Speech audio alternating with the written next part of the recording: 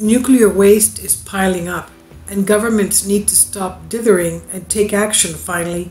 This is by Claire Corkill from The Conversation. It's on phys.org.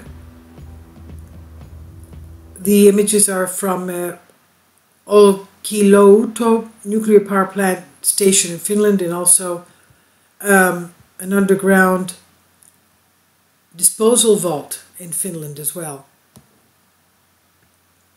The UK government has launched a process to find a volunteer community.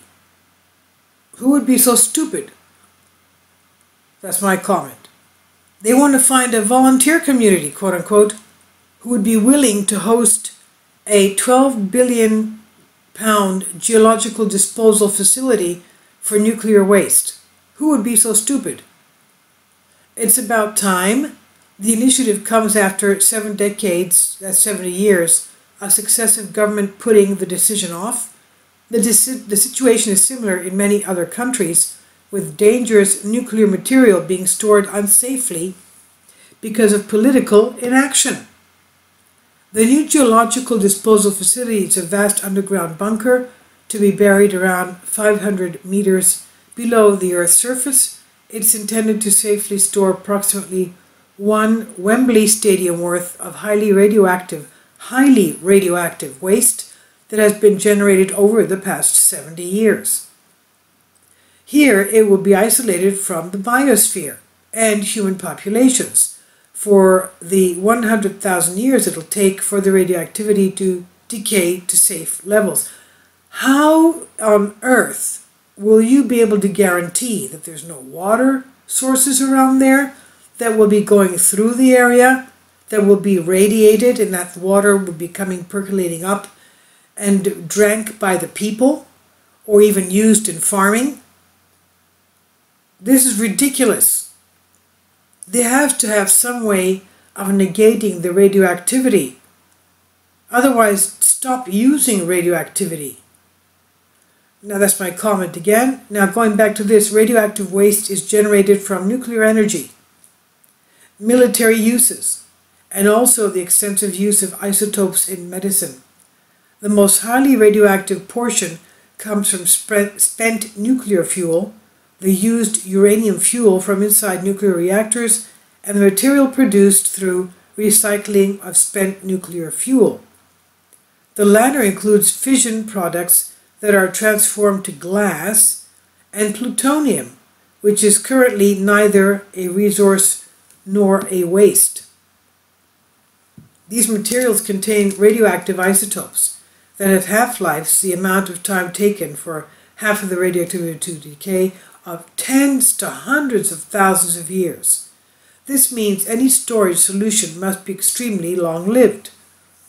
That's a significant challenge. The oldest known man-made materials are of the order of several thousands of years old. The principle of geological disposal of nuclear waste is to use multiple barriers, much like a set of Russian dolls. This makes it possible to contain the waste and prevent it from meeting the groundwater, which would start to dissolve it, releasing radioactive material into the environment. Engineered barriers are intended to contain the waste until most of the radioactivity has decayed. If the disposal vaults are dug in good, impermeable rock, such as clay or mudstone, the geology provides a natural barrier that will isolate the waste from the biosphere, which will reduce the likelihood of human intrusion into the facility. Being several hundreds of meters below the ground, there will also be long transport pathways to delay any significant migration of radioactive materials from the waste to the biosphere until far into the future. International use. The UK is not the only country opting for this solution. In Finland, construction of the Onkalo facility has already begun. A license application has even been made to start disposing of spent nuclear fuel. But progress in other nations has stalled. In France, protesters around the disposal facility in the village of Bur, while in Sweden, the Environmental Court has rejected the construction license for a facility near the coastal town of Forsmark due to safety concerns over the corrosion resistance of copper canisters. In the United States, senators are suing the federal government for not building a disposal facility. The lack of a disposal facility has meant that thousands of metric tons of spent nuclear fuel have built up, stored temporarily in dry casks at sites across the country. The controversy expected to extend to the United Kingdom new geological disposal siting process. Recent media articles have criticized the idea that sees all the areas of the UK, including national parks, could be suitable to host a facility. All areas across the UK, including national parks. Who said that they can use national parks are open to the public to go and have a beautiful time, to hike, to fish, to canoe on the lakes? How could they do that in the parks when you have radioactive waste in the park? That's not possible then. But they want to use all areas of the UK, including national parks. And they could be suitable to host facilities. That's ridiculous. Again, my comment. A previous siting process, launched in 2003, failed to find a site. Although 2 local authorities from near the Sellafield site came forward, Cumbria County Council was able to veto the vote. The government hopes that new communities will step forward in this second process. It has proposed an incentive package offering communities £1 million per year for having discussions about hosting the facility. This will increase to £2.5 million per year when geological investigations are undertaken.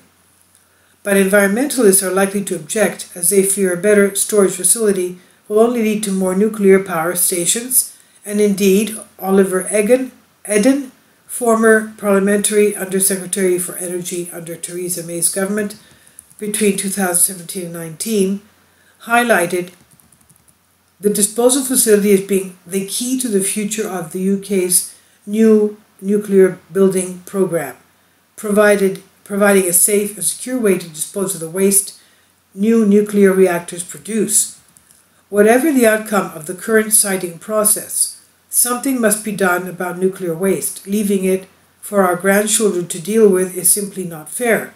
What's more, we cannot assume that future civilizations will be able to keep it safe. The first step on the road to a solution is to initiate a public conversation about what we should do with the world's most dangerous materials in the long term. If you're interested, a good first step could be to watch the video start discussing the topic with your friends, family, and local authorities. This is from the conversation, and it's on phys.org, and I'll leave a link below for you for this.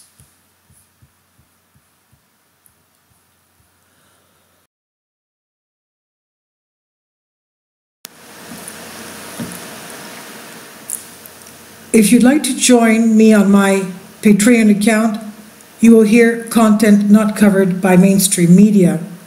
These riveting stories will be based on my research, and I will state my opinions and give my personal insight on diverse and controversial subjects and world events not covered by mainstream media, and not supported by YouTube guidelines.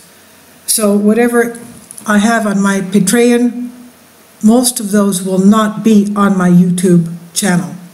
Please consider becoming a member today. More of the most significant and important videos will be on my Patreon channel. Your support helps me to continue my research and keeps this YouTube channel alive. And we depend on your support, your generous charity, because we help economically challenged families here in Athens, Greece, in Kapota, and we also help the young generation with university tuition and the community around our church. Thank you.